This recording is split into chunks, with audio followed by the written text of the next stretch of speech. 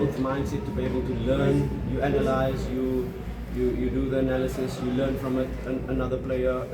So that has been our entire season. People wrote us off, but we came back strong again after the Marumo Gallants.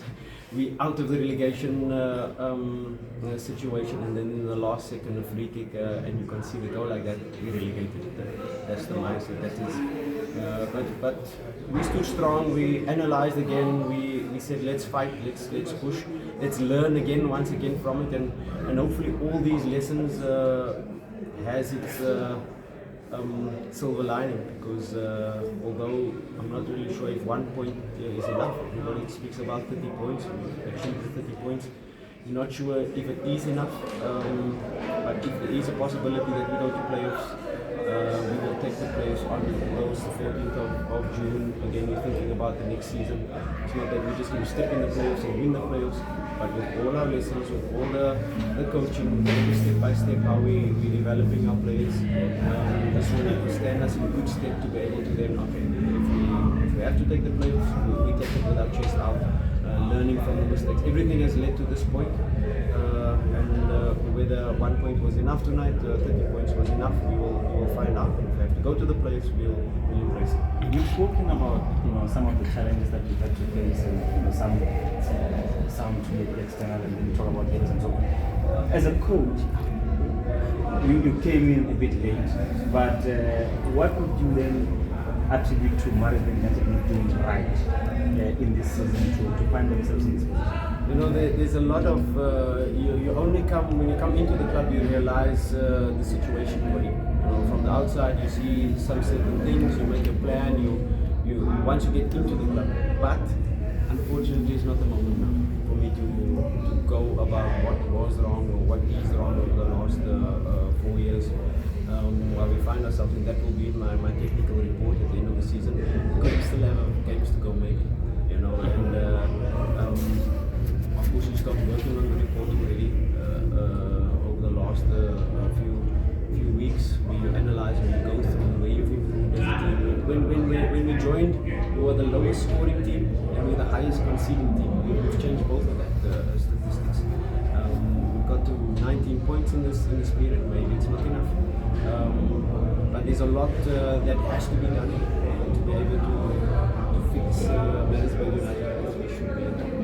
We should be a team that does what we have is very well. It's what a lot of teams do. And in this technical report at the end of the season, once everything is done, we can go through all the. At the moment, we have to put our chest out. We have to see what's coming next, and that's what. Luck is part of the game. And I think in some instances in this game, especially in the second half, hitting the post, near miss, is this the luck that has also characterized your season? In the first half, 4 big opportunities, and sometimes one moment we slept and they played through. So you can call it luck, but what we've been preaching is you have to create your own luck. You have to continue, you have to persevere, and that's what our games have been over this last period. You get knocked down, you persevere, you get back up, you dust yourself off, and you go again. So yes, a lot of games have not gone our way. We played really well, good performances. You can call it luck, but like I said, is the definition of luck. Preparation means opportunity. If so, we will prepare, we will do everything, we will do all the last details, and we'll persevere and push our chest out and fight again. And that is part of the growth process, the growth mindset, what we're trying to instill in the players. I might not get all the fruits of it now, but if you get it together next season, you need a couple of years to correct a few things. You could then build a force that you envision. Has that not been your biggest challenge with it? Not being able to keep your top players? Because at Sundowns at the moment, they've got some of the top players, and then Ireland, you've got the top players. Has that not really contributed to where you find yourself? Like I said, I can go into details about this, but at the moment it's not the time. I apologize. And I'll give you the time to be able to go through exactly these are the details that are needed to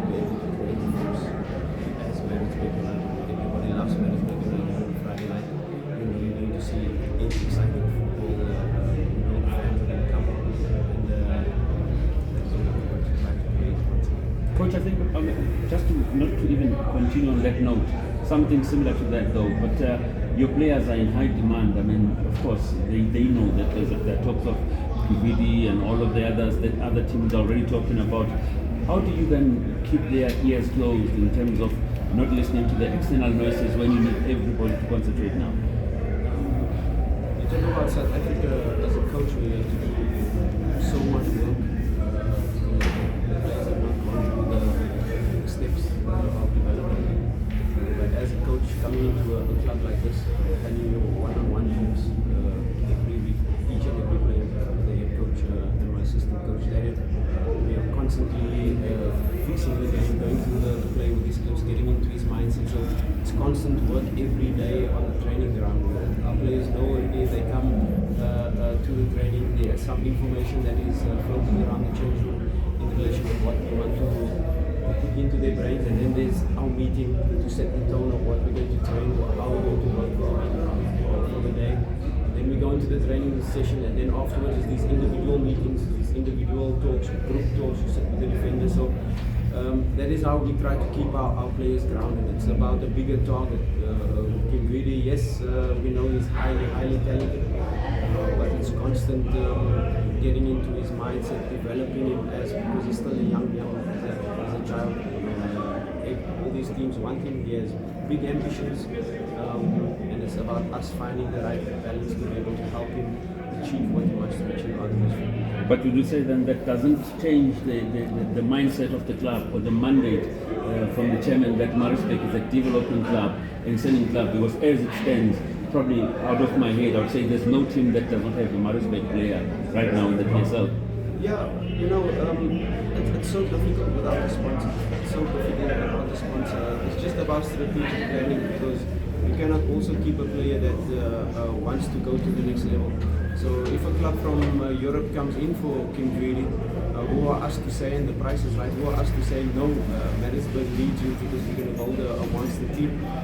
You can do that, but does the player have its growth? The chairman has been very open with the players in relation to, okay, have one more season and then we'll be open to possibilities. So you want to and you can build a monster of a team, but you need the financial backing to be able to keep these players happy. Like Sundowns have done. I'm sure all of these players could have gone to Belgium or gone to these smaller European leagues and then go to a big league, but the financial muscle is here to be able to keep them and build the squad that they have. What's it going to be for you at the weekend, just being helplessly watching? I was explaining to him earlier, just got a flight on Saturday 1:30 and I'll only be landing at 12 a.m. because I fly by Dubai. So when I land, I'll get the news. I won't be watching.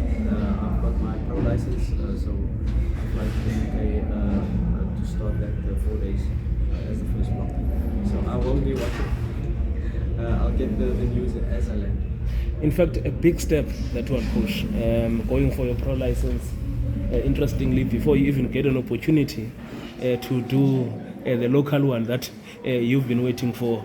I mean, the pro license, especially for a South African coach coming from here, how important is this next step for you? You know, it's not so easy. When I did I retired January 2012. Immediately I did the CAF-B license, and immediately I was looking for the CAF-A, and I got cancelled a few times. You pay a deposit, they give you back, and then immediately I decided to go the UEFA route.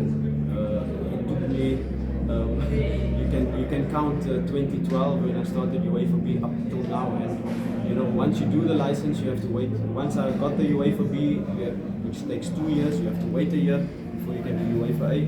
Do UEFA A, and since then you've been applying. It's so difficult to get into this UEFA Pro because it's ex-professionals. I've got Johnny Barton, I've got Ronnie Johnson, I've got these guys all in my class at the moment. We did some online activities, and it's so difficult for the path, and you can see 2012 up until now to finally get into the pro. It's a long journey, but as a coach you have to take the steps to get to the highest level. It was a huge discussion with the chairman of this Galaxy, and he's right, but we have to assist the coaches to be able to take these steps. And it's not cheap as well. We have to fly every couple of months to do a block of 4 days or 5 days. And, to be able to empower yourself, you have to invest in yourself. And now finally this program we've started already, but this first block will start next week. How long does the whole process take you to attain one? Probably 1.5 years to 2 years. Of course, going in our first task now, analyzing the Champions League, coaching in relation to that. But it's a long process, but we need to be able to show UEFA Pro coaches, South Africans having UEFA Pro is fine and few. Getting a card there is completely being a former player. It's a good career, it's a fast track. Playing in Europe, we playing professionally in South Africa, we get license, so and to go the longer route. But as a coach and a former player, you want to take the longer route because there's so much information. It's not just let's do it like I did it as a player. There's so much information, there's so much work on a daily basis to be able to do. I prefer doing the longer route to be able to empower myself and go with the steps that we take. Sorry. Now I was thinking that this is coming at a time when there's a possibility of playoffs. I'm thinking that you're on the flight and then the results say playoffs. Yeah, we'll put a plan in place. I've got the competent assistant coaching staff that will continue for the 4 days that I want to be there. Okay. I'll be finishing on Thursday and I'll be back that weekend. And our first lesson is on the Wednesday, so there'll be enough time for me to coach the team. But we're in constant, it's a constant workflow that we have. Things will be running while I'm not there. I'll be getting the training, they'll be setting the training, I'll be watching the training live with the drone footage, and that's just, and you're having our online meetings daily with the staff to be able to watch the training, give feedback, and we have competent people in the club to be able to do it in the 4 days while I'm away, but I'll be back before the playoff starts. You guys are doing drone footages, eh? Even the enthusiasm that you have, talks about wanting to do this qualifications, and you're saying that since 2012 you wanted the CAF-A license.